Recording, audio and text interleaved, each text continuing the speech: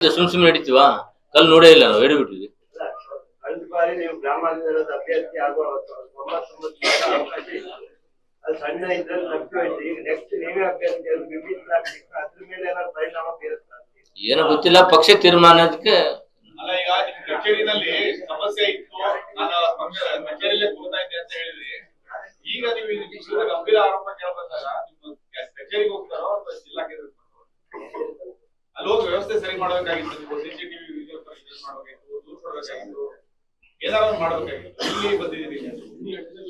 ಅಲ್ಲ, ನಾನು ಪಕ್ಷದ ಆದೇಶ ಏನ್ ಮಾಡ್ತಾರೆ, ಏನ್ ಹೇಳ್ತಾರೆ ಅದಕ್ಕೆ ಕಂಪ್ಲೇಂಟ್ ಕೊಡೋದು, ಆಮೇಲೆ ಡೆಫರ್ಮೇಷನ್ ಹಾಕೋದು ಅದೆಲ್ಲ ಕೇಳ್ತಾರೆ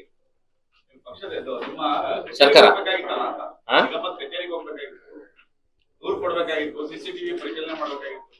ಅಲ್ಲ, ಮಾಡ್ತೀವಿ ಈಗ ಹೋಗ್ತೀವಿ, ಅದಕ್ಕೆ ಈಗ ಹೋಗ್ತೀವಿ. ನಾನು ನಿನ್ನೆ ಸೋಮವಾರ ಬಂದಿತ್ತಲ್ಲ, ಸೋಮವಾರ ನಾನು ಇಲ್ಲೇ ಇದ್ದೆ.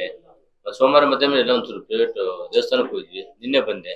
ಆಮೇಲೆ ಇದು ಎಲ್ಲ ಏನೇನು ಬರುತ್ತೆ ಅಂತ ನಾನು ಸ್ವಲ್ಪ ಸ್ಟಡಿ ಮಾಡ್ಬೇಕಲ್ಲ, ಅದಕ್ಕೆ ಏನಂತ ನಾನು ಸ್ಟಡಿ ಆಗ್ಬೇಕಲ್ಲ, ಅದಕ್ಕೋಸ್ಕರ ಸ್ಟಡಿ ಆಗಿ.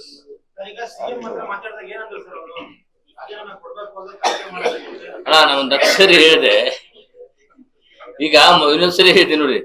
ಮೈಸೂರಿಂದ ಸಾಹೇಬ್ರು ಫೋನ್ ಮಾಡಿದ್ರು, ಏನದು ವಿಡಿಯೋ ವೈರಲ್ ಆಗಿದೆಯಲ್ಲಪ್ಪ, ಏನಪ್ಪ ಅದು ಅಂತ. ರವಿಕುಮಾರ್ ಏನು ಅಂತ. ಅಣ್ಣ, ಅದು ನಮ್ಮ ಆಫೀಸಲ್ಲಿ ಆಗಿದೆ ನಿಜ. ಅಲ್ಲ, ಕ್ವಶನ್ ಕೇಳ್ತಾ ಇದಾರೆ ಅಲ್ಲಿ, ಆಗಿದೆ ಅಂತ ಹೇಳಿದೆ.